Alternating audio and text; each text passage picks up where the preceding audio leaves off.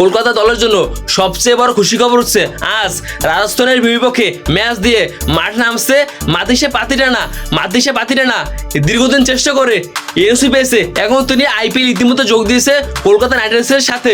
কলকাতার ক্যাপ্টেন আজিঙ্কে রাহানে বলেন, এবার কিছুটা হলো মাতিসে পাতিরানাকে দিয়ে মোস্তাফিজের অভাব পূরণ করা যাবে, কারণ বর্তমানে আমাদের দলের অবস্থা একেবারে খারাপ।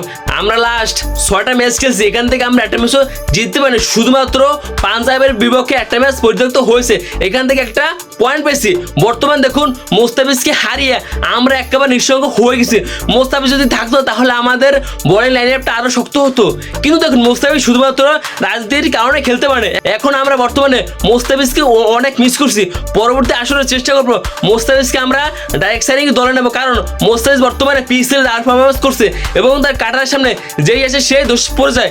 এখন আমাদের দলে দীর্ঘদিন পর কামব্যাক করছে পাতিরানাকে আপনারা তো সবাই চেনেন। পাতিরানা হচ্ছে মালিঙ্গার মতো বল করে। বর্তমান দেখুন ভাই মোস্তাফিজুর রহমান এই মোস্তাফিজুর রহমানের অভাব কাগজ দিয়ে পূরণ করা সম্ভব না।